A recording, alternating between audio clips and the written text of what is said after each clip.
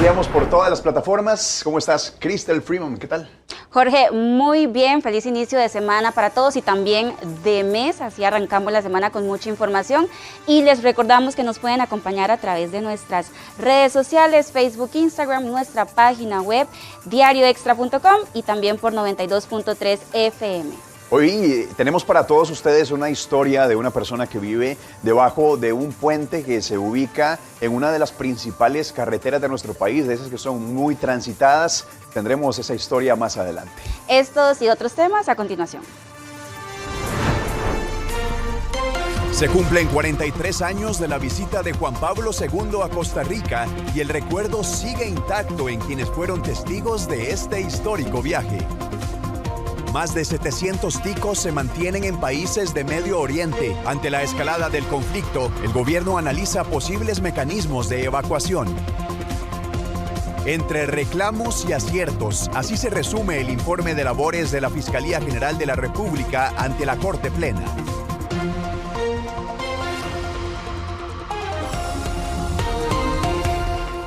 Posiblemente le ha pasado que está en una parada de bus y se siente inseguro, no tiene ni dónde sentarse en la noche, está oscurísima. Eso podría cambiar después de que se implemente un reglamento del MOP.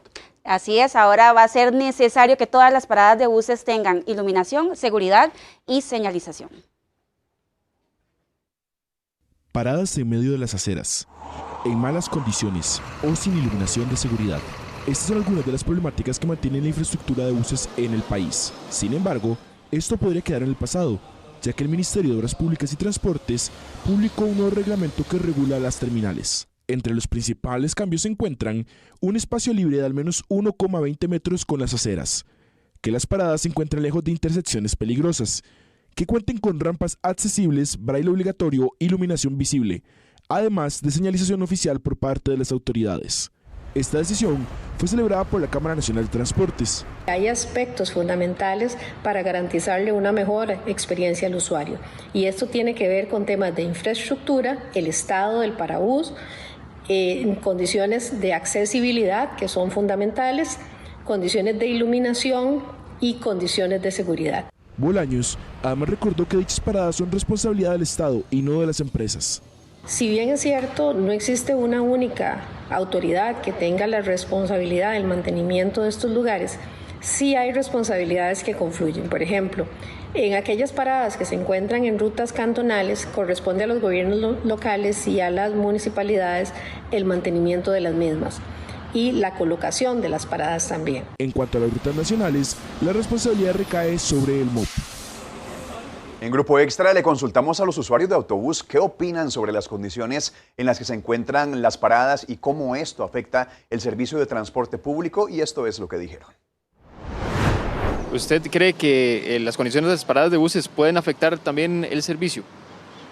Depende de la educación. Todo de mal estado, todo el mundo en la calle, las ventas ambulantes ahí, y no se puede pasar siquiera por la acera, no, es difícil. ¿Usted cree que esto afecta el servicio en general? Claro que sí, claro que afecta, porque además de que es mal servicio, todavía la gente apretujada en las aceras y en las paradas, fatal. Demasiada fila, si le sacan a uno todo, hay que tener mucho cuidado. Después de un nuevo informe del Consejo de Transporte Público, la empresa Lumaca fue señalada por presentar fallas mecánicas en un 80% de las unidades inspeccionadas. A raíz de problemas presentados en accidentes de tránsito y carretera, el Consejo de Transporte Público realizó una nueva inspección a Lumaca que dejó los siguientes resultados. La autobusera, a cargo de la ruta San José-Cartago, demostró que dentro de sus unidades, un 79% presentaba defectos físicos, es decir, 19 vehículos, 3 se encontraban en el taller y solo 2 no presentaban defectos. Ante esto, los encargados del servicio aseguraron encontrarse aplicando mejoras en el sistema. Como empresa procedimos a trabajar en las reparaciones, las cuales, como su nombre lo indican, son leves y no afectan el correcto funcionamiento de las unidades ni la seguridad de los usuarios. Autotransportes Lumaca mantiene una relación de colaboración permanente con el CTP. El diputado Antonio Ortega, quien ha señalado deficiencias en el servicio de Lumaca, destacó la necesidad de sanciones contundentes por parte del CTP. La permisividad del CTP con esta empresa negligente pone en riesgo la vida de las personas usuarias. ¿Cómo es posible que se le dé una prórroga y prórroga sin que se evidencien avances en la mejora del servicio? ¿Cómo es posible que se le sigan dando prórrogas y prórrogas? ¿Cómo es posible que permitan circular unidades con fallas del motor, con fallas en el sistema de frenos, que no cumplen con la ley 7600? Este es el segundo informe por parte de las autoridades donde se evidencia nuestro país, principalmente por la especulación del mercado. Así lo señaló la Cámara de Empresarios de Combustibles, que confían en que un eventual incremento no se sentirá en corto plazo ni de forma tan drástica en nuestro país. De existir un aumento muy vertiginoso, es evidente que en la próxima solicitud tarifaria que estaríamos esperando para abril, ya deberíamos de sentir en este caso este conflicto en los bolsillos de todos los costarricenses. Y la ex vicepresidenta del fideicomiso BCR Safi, Maiti Flores, aseguró a los diputados que a la Junta Directiva se le ocultó información clave en la compra del Parque Empresarial del Pacífico. Según explicó, los directivos desconocían la existencia de obras inconclusas al momento de autorizar el millonario desembolso, así como que la empresa vendedora había adquirido el inmueble meses antes por $16 millones. Flores culpó de estas omisiones a las áreas técnicas encargadas de supervisar el proceso y señaló que el informe de auditoría revelaba aparentes irregularidades y fallas en el deber de advertencia al comité técnico. Las áreas a cargo de hacer este tipo de trabajo debieron ser transparentes, debieron avisar y alertar al comité técnico de que este parque no estaba totalmente construido. Ellos con sus acciones y omisiones de alguna forma incumplieron sus deberes. La Sala Constitucional anuló las licitaciones para asignar frecuencias de radio y televisión impulsadas por el gobierno, al considerar que este modelo utilizado podía afectar el pluralismo informativo y la libertad de expresión. La intención del gobierno por impulsar las frecuencias de radio y televisión tuvo un revés. Los procesos de licitación fueron anulados al considerarse que el modelo utilizado ponía en riesgo el pluralismo informativo y la libertad de expresión. Los magistrados informaron que el proceso priorizaba únicamente la oferta económica más alta para adjudicar las concesiones, dejando de lado otros criterios. Desde su inicio, la licitación generó críticas de distintos sectores, desde radios hasta funcionarios públicos. Luego del fallo judicial, varios diputados manifestaron su respaldo a la resolución. Nos alegramos que la Sala Constitucional echó para atrás la nefasta subasta de frecuencias de radio y televisión que pretendía hacer este gobierno. Creemos que el Poder Ejecutivo debe tomar las razones que dio la Sala Constitucional y buscar ampliar a la hora de hacer nuevamente un proceso de estos que no excluya a las emisoras pequeñas. Pero el fallo también generó críticas. Desde el oficialismo, Pilar Cisneros defendió el modelo y aseguró que el Estado lo que busca es garantizar el pago del valor real de las frecuencias. Este gobierno va a seguir empujando una ley que es de justicia, porque si las frecuencias son muy valiosas, si nos pertenecen a todos, ¿cómo es que las estaciones de radio y televisión pagan una miseria? El Ministerio de Ciencia, Innovación, Tecnología y Telecomunicaciones anunció que se pronunciará sobre el fallo en la conferencia de prensa del próximo miércoles. La resolución también instruye al Poder Ejecutivo y a las autoridades del sector de telecomunicaciones a asegurar que los servicios de radiodifusión continúen operando con normalidad. Y los defectos congénitos del corazón son la segunda causa de mortalidad infantil en América, según la Organización Panamericana de la Salud, donde 1 de cada 100 recién nacidos presenta algún tipo de cardiopatía. Y en Costa Rica cada año nacen cerca de 600 niños con esta condición, las cuales se originan en las primeras 8 semanas del embarazo cuando se forma el corazón. La detección prenatal marca la diferencia y a partir de las 20 semanas de gestación, el ecocardiograma fetal permite evaluar la estructura, la función y el ritmo del corazón del bebé. Determinar si un niño tiene una cardiopatía congénita de manera prenatal es muy importante para así definir el manejo que este paciente va a requerir, poder determinar la vía de parto, el lugar donde va a nacer este bebé, así como acompañar a esta familia que esperaba un niño sano y tiene ahora una... El país empezó con un resultado de 1.512 millones de dólares en bienes exportados. Esta cifra registra un incremento del 3%, equivalente a 41 millones de dólares adicionales al compararlo con enero del 2025. Los dispositivos médicos continúan liderando las ventas internacionales con más de 637 millones de dólares y sectores como el agrícola, químico, farmacéutico y plástico fueron los únicos que sumaron una caída de 20 millones de dólares en los ingresos por las exportaciones.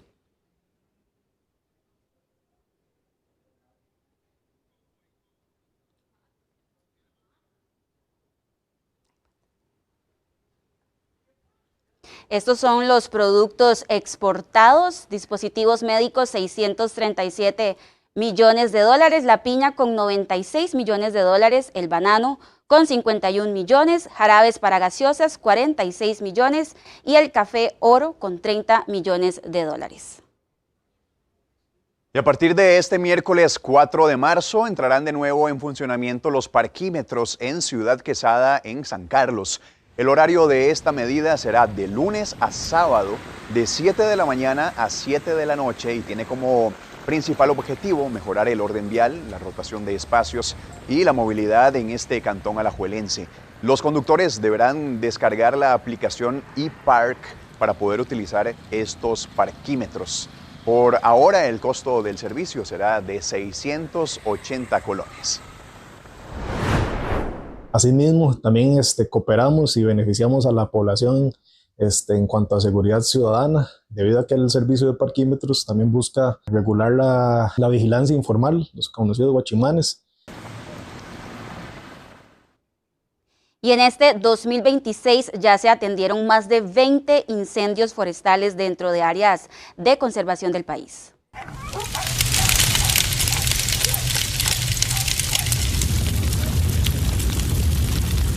El Sistema Nacional de Áreas de Conservación reportó 23 incidentes de este tipo en el país durante los primeros 2 meses del año.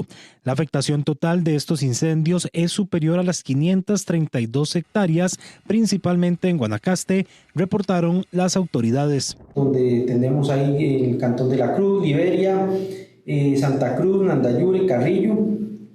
Si bien las condiciones climáticas ya han mejorado un poco, queremos hacer un llamado a la población a seguir haciendo vigilancia, a no realizar quemas, recordar que realizar fogatas dentro de la especie protegida está prohibido.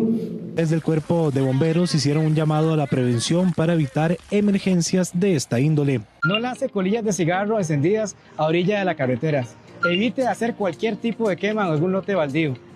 Por favor, no realice fogatas ni parrilladas cerca de lotes con vegetación o cerca de estructuras. Recuerde, si hay una emergencia, llame al 911. A nivel de áreas de conservación, Tempisque y Arenal encabezan la lista de incendios con 9 y 7 respectivamente. La lista la completa el área de conservación Guanacaste, que acumula 3 incendios hasta el momento. Encuentre Extra Noticias en todas nuestras plataformas.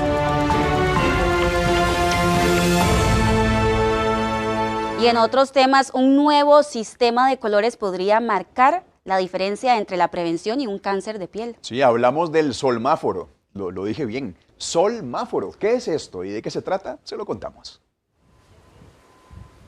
El sol que nos acompaña todos los días también puede convertirse en un riesgo silencioso. El cáncer de piel sigue siendo uno de los diagnósticos más frecuentes entre los costarricenses. Ante esta realidad, el Colegio de Médicos y Cirujanos instaló un solmáforo, un sistema visual que mide el índice de radiación ultravioleta y lo traduce en 5 colores para alertar de forma clara y sencilla sobre el nivel de exposición. Este solmáforo nos dice si estamos recibiendo poca o mucha radiación solar, y de acuerdo con con cada uno de los colores que señalan en las luces que tenemos aquí, así son las medidas. Actualmente en el país solo existe un solmáforo en función, por eso el doctor Esquivel impulsa la instalación de más dispositivos, especialmente en zonas de alta visitación, donde haya gran exposición al sol y condiciones seguras para evitar daños o actos vandálicos. Y lo más importante que necesitamos es que esté en áreas donde haya vigilancia. porque no lo pueden dañar, ¿verdad? Si se empiezan a robar los bombillos, entonces pierde su función. Mi mayor deseo personal, sin haber conversado con nadie en este momento al respecto, sería tener uno en el Parque Nacional de Diversiones, que tiene una visitación cercana al 1.000.000 de personas anual. Cada solmáforo tendrá un costo aproximado de $5.000, una inversión que busca frenar una cifra alarmante. En el país, 7 personas son diagnosticadas con cáncer de piel cada día. Con el fin de combatir la deserción educativa, el ministro Leonardo Sánchez planteó ante el Consejo Superior de Educación una reforma a los programas dirigidos a personas jóvenes y adultas. Según explicó el jerarca, la educación para esta población presenta carencias. Ojo, los contenidos que reciben estos estudiantes equivalen a lo que aprenden los niños de unos 7 años. Los jóvenes y adultos figuran entre los más afectados por la exclusión educativa. En 2025, más de 13.000 desertaron de estos programas. El tema de la educación para jóvenes y adultos que se adapte a las edades etarias que tienen, que se adapte a las necesidades que ellos tienen, pasar de 5 años a 4 años, integrar un poco lo que es educación nocturnas, INDEAS y PECS y demás, de manera tal que sea más accesible y más amigable y haya más incentivos para que esta población vuelva a terminar su secundaria. Y 18 meses es lo que le queda de vida útil al relleno sanitario El Guaso en Desamparados, donde al menos 31 municipalidades llevan su basura. La empresa gestora habló sobre posibles soluciones. Año y medio. Ese es el tiempo que tienen al menos 31 municipalidades para disponer de sus residuos sólidos en el relleno sanitario El Guaso. Acosta, Cartago, Moravia, Santo Domingo y San José son 5 ejemplos de los cantones que llevan su basura hasta este punto. EVI, empresa que administra este relleno, dio a conocer que son conscientes de esta situación y plantean alternativas. Ha planteado diferentes opciones, tenemos diferentes alternativas para poder darle la tranquilidad a la población de que estamos en capacidad de poder procesar estos desechos. Sin embargo, creo que no han sido autorizadas o en este momento pues algunas no han sido consideradas, pero las alternativas se han planteado desde hace algún tiempo. Crear un nuevo relleno en lugares como Miramar puede ser una opción valorada por EVI, aunque para muchas municipalidades esto significa un aumento en el costo de transporte. En este momento estamos ejecutando la construcción de un parque de tecnología ambiental llamado Galagarza, ubicado en Miramar de Punta Arenas. Estamos en este momento en construcciones de celda de seguridad, de edificaciones, romana de pesaje, para poder acondicionarlo y tener una alternativa para el país para poder llevar los desechos hasta este lugar.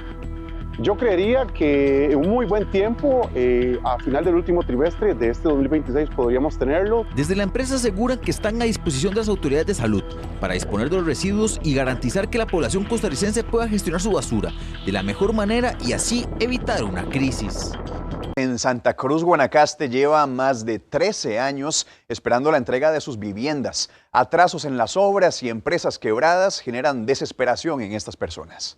10 años, casas construidas con fondos públicos y no se entregan. Es increíble que tengamos nosotros 106 casas, 106 familias que han estado durante tantísimos años esperando. Yo creo que son muchas trabas que se lo están poniendo injustamente, porque la verdad es así. Y de ahí somos una familia que estamos necesitando. Lo que necesitamos es ayuda. Que ellos se tocan las manos en el corazón y digan que tampoco es que si nosotros no necesitáramos una casa no estuviéramos aquí. Este es el clamor de tan solo 2 vecinos de la comunidad de Paso Hondo en el distrito 27 de abril en Santa Cruz, Guanacaste. Lo que debió ser el sueño de su vida para decenas de familias guanacastecas se convirtió en una verdadera pesadilla. Es una verdadera crisis, porque ¿cómo es posible que la casa estén y en 10 años no la hayan entregado a la gente que está necesitando tantísimo las casas? Aquí hay gente que paga alquiler, 150,000 pesos de alquiler, y si pagan la casa no tienen para comer. Entonces es una grosería de lo más grande que hay que no hayan entregado estas casas. Aunque las gestiones se remontan al 2013, las obras solo iniciaron en 2019. Los vecinos señalan que la paralización se debe a la falta de permisos de construcción y del pozo de agua necesario para dotar de agua potable al proyecto. Además, varias viviendas presentan daños y señalan actos de vandalismo como robo de pilas, puertas, vidrios y otros materiales. Consultada por Grupo Extra, la ministra de Vivienda y Asentamientos Humanos, Gretel Vega, confirmó estar enterada sobre esta situación y el paso a seguir. Esto ha implicado una serie de reuniones y hemos logrado coordinar con la Municipalidad de Santa Cruz para que el proceso sea lo más expedito posible y lograr tener ese permiso de construcción de forma ágil y pronta. Según los vecinos, al menos 2 casas ya están habitadas pese a la paralización de la obra. 6:25, usted está viendo el único medio multiplataforma de este país, Grupo Extra, por todas las plataformas, en redes sociales, internet, diarioextra.com, televisión, radio. 92.3, YouTube. Bueno, usted siga contando que ahí estamos. Vamos a repasar el tiempo, ¿qué te parece? Así es, vamos a ver cómo va a estar el clima mañana. Quiero decir que creo que ya llegó mi época. ¿Sentiste el calorcito ya? Lo sentí y me encanta. El Valle Central para mañana, pocas nubes, tanto de día como de noche, una máxima de 29 grados y una mínima de 14. Ganas de estar en el Pacífico Norte, va a estar soleado mañana, 36 grados la máxima, 19 será la mínima. Por la noche espectacular estará. Ahora Pacífico Central y Pacífico Sur, el día va a estar precioso, soleado, con una máxima de 33 grados y una mínima de 20 grados. Ahora nos vamos para el Caribe. Nos encanta el Caribe, Caribe Norte, Caribe Sur, con 30 grados la máxima, 20 será la mínima, parcialmente nublado en ambos lugares de nuestro país. Y cerramos con la zona norte, espera un día parcialmente nublado, con una máxima de 33 grados y una mínima de 18 grados. Nos interesa su opinión del tema del día. Suscríbase a nuestro WhatsApp.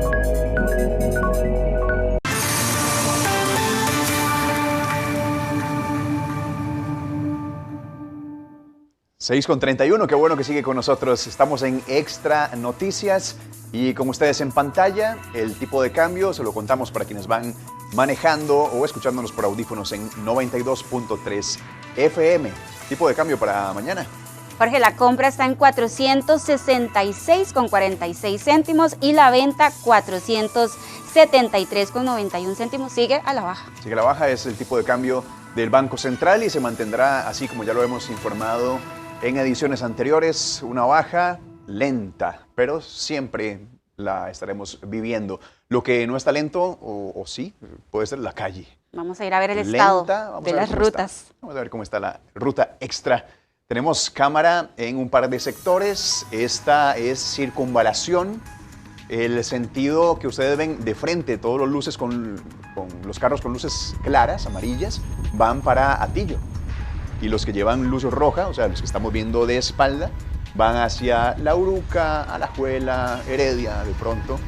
Y se ve, como quieras decirlo, colapsado. No me gustaría estar ahí, Jorge. Esto es circunvalación norte, ¿verdad? Es circunvalación.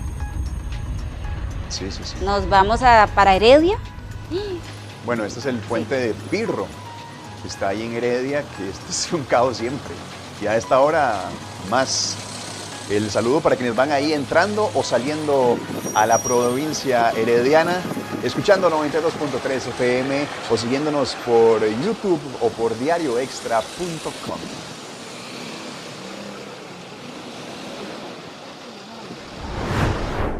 Y continuamos con más información. La diputada independiente Cintia Córdoba fue sometida a una intervención quirúrgica de emergencia debido a un cuadro de apendicitis. Actualmente la legisladora permanece en el Hospital San Vicente de Paúl, donde continuará en observación y recuperación hasta el próximo jueves. Desde su equipo de comunicación indicaron que la diputada se encuentra bien de salud, con una actitud positiva durante el proceso posoperatorio, y dicha intervención fue el pasado viernes. Y un informe especial revela que el Instituto Nacional de Vivienda y Urbanismo, el BAMBI, presenta graves errores en temas financieros, estructurales y una aparente red de cuido. En esta primera entrega analizamos los fondos que administra el INBU.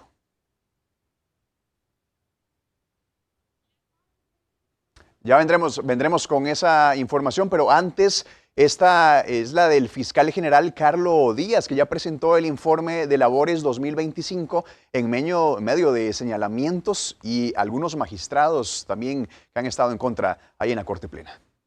El magistrado Fernando Cruz cuestionó al fiscal general de la República que todavía no se ha reglamentado la carrera fiscal. Y me parece que los 22 que estamos aquí, no es posible que usted a 4 años después no tenga un reglamento de carrera fiscal. Y todos los problemas que hemos tenido con los nombramientos que usted ha hecho, y creo que ha salido bien librado del tema. Cruz advirtió que han pasado 4 años de espera y esto provoca que se realicen designaciones de fiscales sin un concurso judicial. Carlos Díaz rechazó que existan problemas de nombramientos de fiscales. Siempre los nombramientos que se ha hecho desde Fiscalía General, los mismos obedecen a parámetros objetivos. Se quiere que sea con parámetros objetivos, así lo hemos hecho en los nombramientos anteriores y ahorita estamos trabajando precisamente en la creación de ese reglamento, que no solo se fije en elementos de méritos. El fiscal general aseguró que a pesar de la falta de recursos existentes, mejoraron las cifras en decomisos, allanamientos y operativos durante el 2025. Logramos salir adelante en acciones operativas, más casos de drogas, más casos de crimen organizado, etcétera. Sí, tuvimos un poquito o tuvimos limitaciones en la parte estadística, que no logramos sacar más de lo que nos ingresó, que era una de las metas que siempre tenemos en el Ministerio Público. Los magistrados recordaron al fiscal general que todavía existen desafíos en temas de rezago de expedientes. Y los índices de violencia continúan en aumento. En los primeros 2 meses del año se registraron 123 homicidios a nivel nacional y más de 100 muertes en carretera. Costa Rica acumula 227 muertos entre homicidios y accidentes de tránsito durante los primeros 2 meses del 2026. El organismo de investigación judicial registra 123 asesinatos hasta la fecha, mientras que Cruz Roja reporta al menos 104 fallecidos en carretera. Los cuerpos policiales, el personal hospitalario, los cuerpos de rescate, ya no solo tienen que preocuparse por la creciente ola de violencia que atraviesa Costa Rica, sino también por los números de personas fallecidas que estamos viendo en carretera. La psicóloga y criminóloga advierte que el país enfrenta una doble presión. El llamado a las personas en carretera: no manejen, si van a consumir alcohol, tengan mucho cuidado. A las personas, a la comunidad en general, tengan mucho cuidado cuando salen, tengan un contacto con esa persona, que tengan constante comunicación, una persona de confianza, una red de apoyo. La especialista instó en reforzar la prevención, fortalecer la educación vial y aplicar estrategias de contención de la violencia. También planteó revisar si el personal médico y de rescate disponen de los recursos humanos y materiales necesarios para atender este tipo de escenario. Ese fin de semana estuvo marcado por mucha violencia y puso a correr a policías y cuerpos de emergencia. A continuación, los principales sucesos. 2 oficiales de la fuerza pública fueron detenidos por el organismo de investigación judicial como sospechosos de adueñarse de las pertenencias de un fallecido, en un caso de homicidio ocurrido en Playas del Coco. Un hombre de 30 años resultó gravemente herido tras ser atacado con un machete en la Fortuna de San Carlos. Según el reporte preliminar, el hecho ocurrió durante una discusión mientras jugaban naipe. Un joven permanece desaparecido desde el viernes en Playa Jacob. La Cruz Roja mantiene operativo de búsqueda con personal, unidades terrestres y una embarcación en la zona. Y un ataque de abejas dejó como saldo a 29 personas atendidas por la Cruz Roja este lunes por la tarde en la escuela Barrios Unidos, ubicada en Guapiles. De esa cifra, los cuerpos de socorro reportaron 2 menores en condición urgente por este hecho que sucedió pasadas las 3 de la tarde. Las autoridades también atendieron a 3 adultos quienes resultaron afectados por las picaduras. Y un accidente de tránsito se registró la mañana de este lunes ahí en la entrada de Ciudad Quesada, donde un camión se vio involucrado en un choque múltiple que afectó varios vehículos y estructuras cercanas. Ven ustedes las imágenes ahí en la pantalla. Wow, es tremendo este accidente. La emergencia obligó a las autoridades a cerrar temporalmente la vía mientras se atendía la situación y se evaluaban los daños generados en la zona. De manera confirmada, ninguna persona resultó con heridas de gravedad a pesar de lo aparatoso de este accidente. Los afectados presentaron únicamente golpes leves y fueron atendidos ahí en el lugar.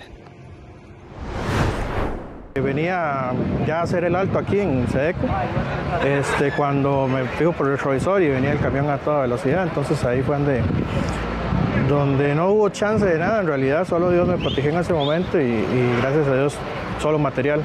Yo vivo acá en el segundo piso, pues entonces se siente un poquito más pesado por el hecho de que literal uno está durmiendo, entonces el golpe fue en seco, literal, gracias a Dios no pasó a más, no solo pérdidas materiales. Y una nueva fecha para conocer la apelación presentada por el Ministerio Público en el caso Diamante fue notificada a los abogados defensores. La renuncia del juez que anuló el caso Diamante como crimen organizado volvió a la discusión pública, pese a haber ocurrido hace 6 meses. Esto se da a unas pocas semanas de que se resuelva la apelación presentada por el Ministerio Público.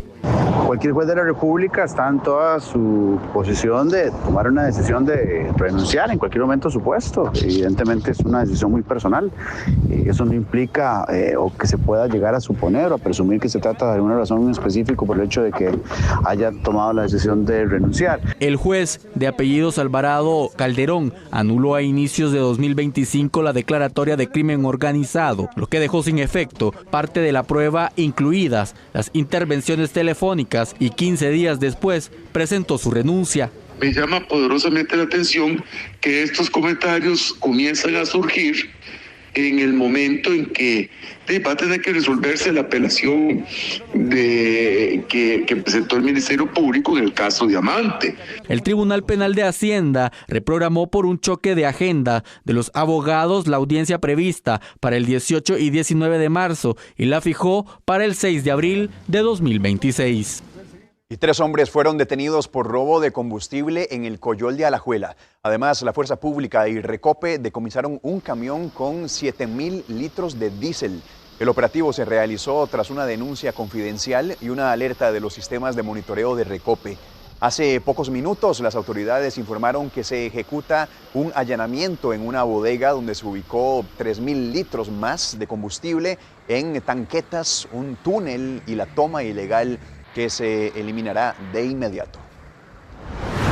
El caso evidencia la importancia de la tecnología, la vigilancia permanente y la denuncia ciudadana confidencial como herramientas fundamentales para combatir el robo de combustible.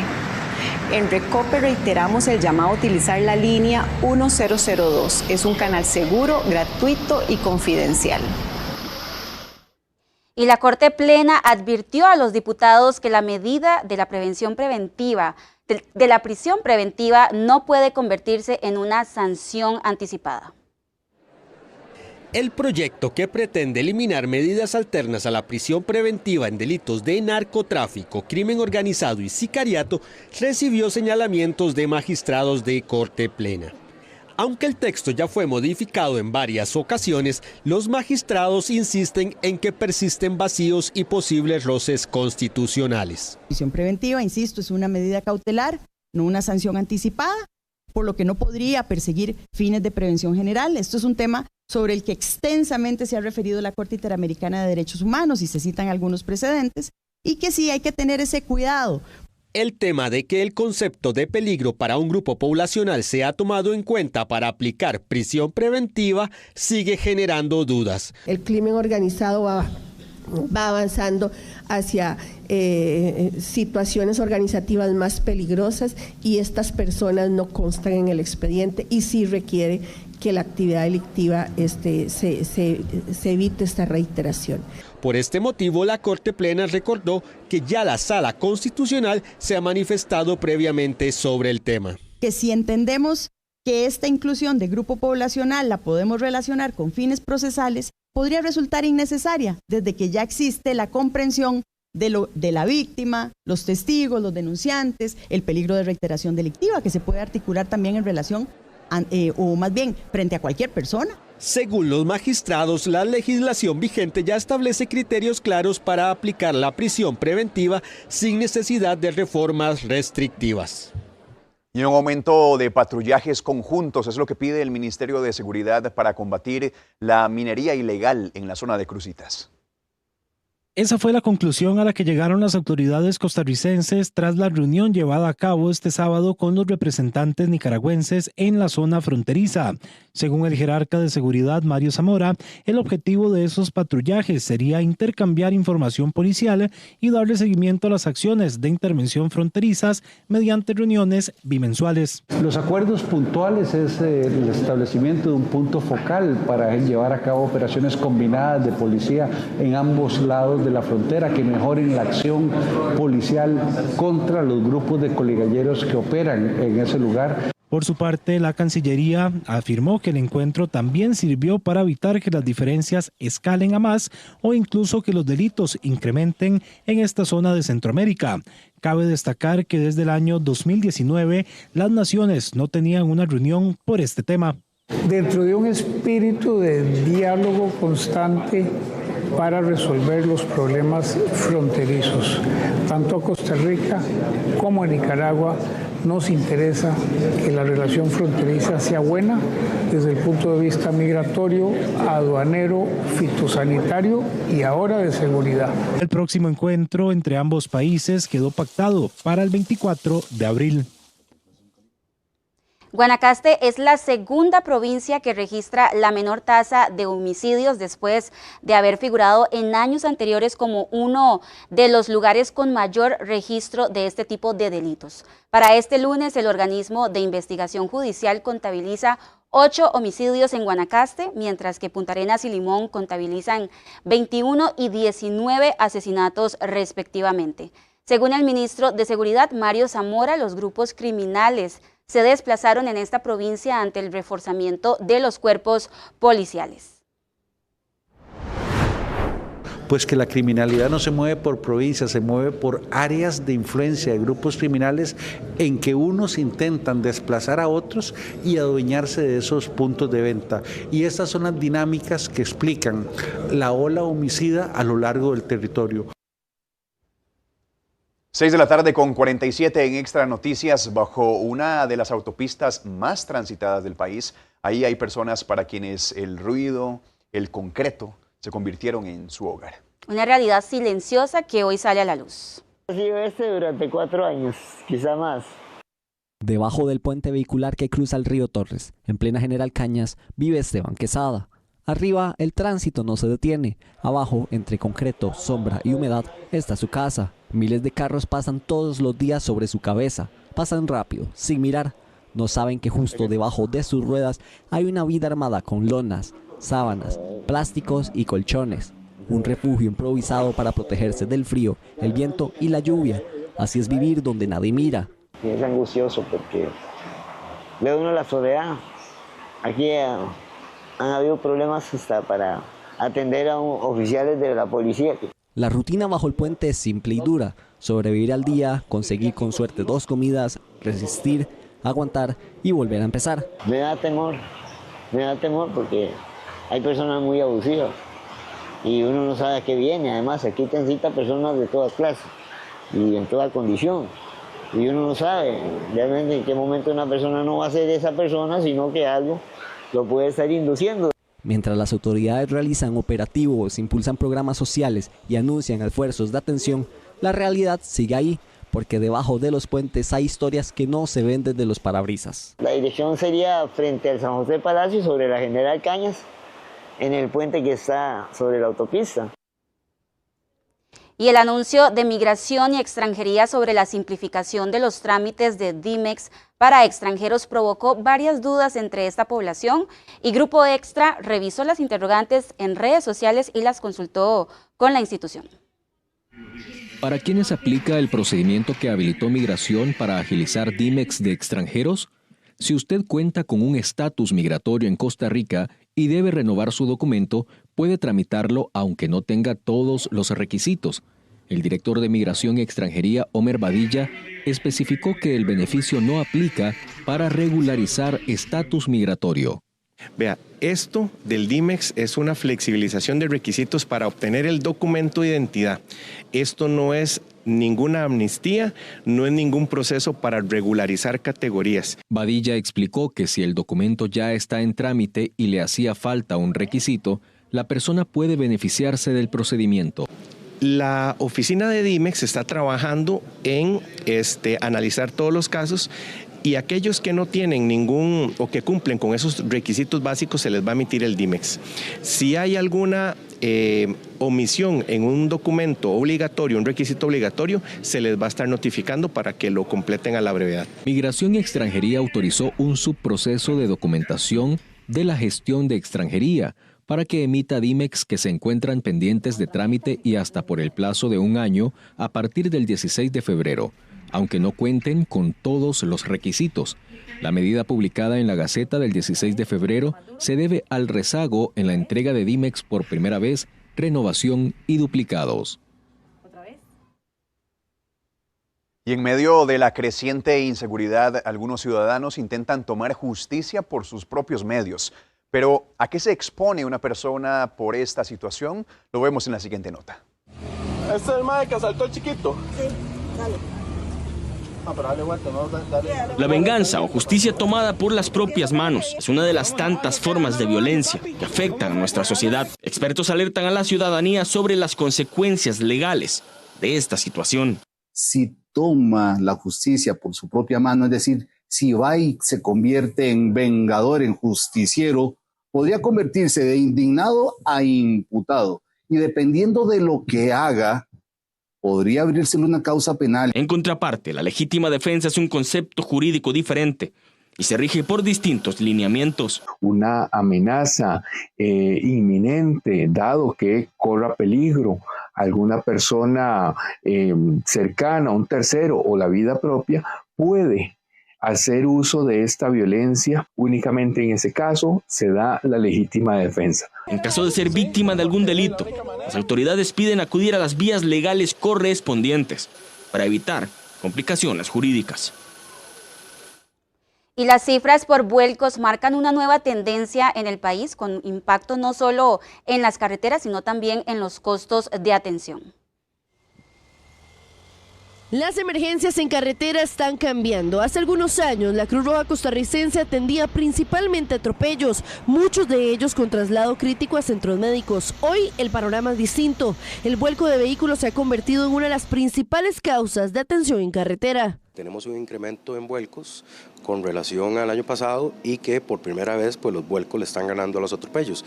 Y como yo le mencionaba, pues definitivamente mucho de que los vehículos se estén volcando tiene que ver con la alta velocidad, movimientos bruscos a la hora de manejar, la distracción o relacionados también con parte de la estructura vial. Veamos los números. Entre el 1 de enero y el 1 de marzo del 2025, la Cruz Roja costarricense trasladó en condición crítica 93 pacientes involucradas en un vuelco. En el mismo periodo de este año, la cifra aumentó a 104, un incremento que no solo impacta en vidas, sino también en costos, ya que esta emergencia requiere unidades de rescate, uno de los recursos más especializados y costosos de la institución. Una unidad básica en un desplazamiento, estamos hablando de menos de 20 kilómetros, puede costar unos 150,000 colones, una unidad paramédica puede rondar los 300,000 y una unidad de rescate puede andar en $500,000 de colones en un margen de 20 kilómetros.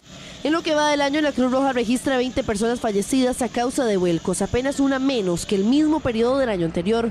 Una cifra que, aunque muestra una leve variación, mantiene la alerta encendida en las carreteras del país. 6:53 en Extra Noticias. Tal como lo veíamos hace unos minutos, un informe especial revela que el Instituto Nacional de Vivienda y Urbanismo presenta graves errores en temas financieros, estructurales y una aparente red de cuido. En esta primera entrega analizamos los fondos que administra el INVU. Imagínese poner los ahorros de su vida en una alcancía que tiene un hueco por debajo. Suena ilógico, ¿no?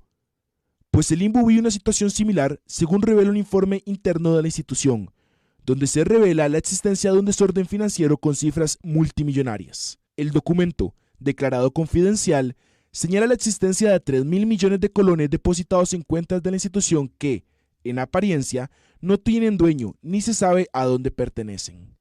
Otra de las cifras más preocupantes es la diferencia entre los números contables, ya que entre los préstamos que se deben cobrar y los planes de ahorro existe una diferencia que supera los 4.000 millones de colones. ¿Qué dicen las autoridades al respecto? La parte financiera evidentemente es un tema muy delicado que nos hemos dado la tarea de estar revisando.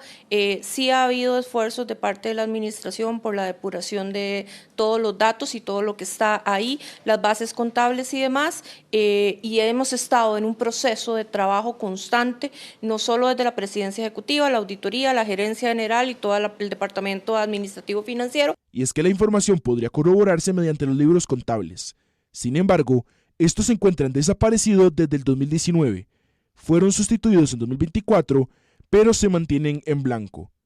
Consultada por Grupo Extra, la actual presidenta del INBU confirmó esta información y aseguró estar trabajando en el tema.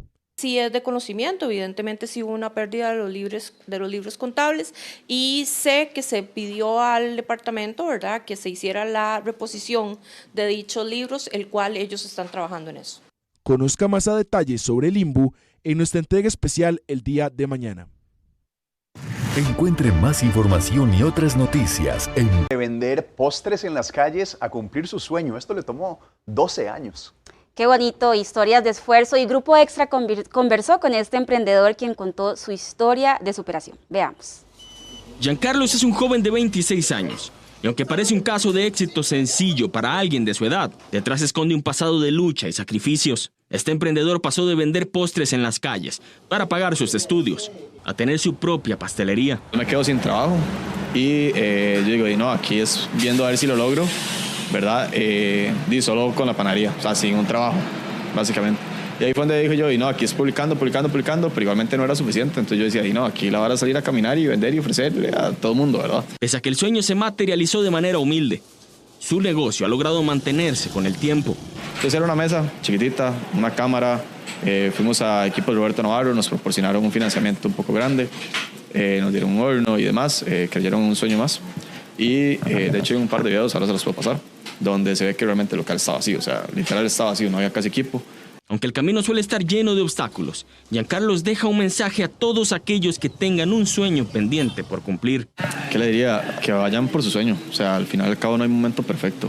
Se reduce en una frase de que nuestras acciones vayan con nuestros anhelos, ¿verdad? Entonces, que si nosotros queremos una pastelería, pues nuestras acciones vayan hacia eso, ¿verdad? Este joven sueña en grande, aunque aconseja seguir siempre con los pies sobre la tierra. Muy bien, Giancarlo, muy bien. Y además nos antojamos así cerrando ya la edición de Extra Noticias. Será hasta mañana a las 6 de la tarde, pero no se pierdan hoy a las 9, mesa de análisis con un par de temas bien sustanciosos. Uno de ellos será todo el conflicto de los Estados Unidos con los ataques que está realizando a Irán. Y el otro es el tema de la extracción de oro en Cruzitas. A las 9 de la noche, mesa de análisis con Gaby Muñoz. Nos vemos. Buenas noches.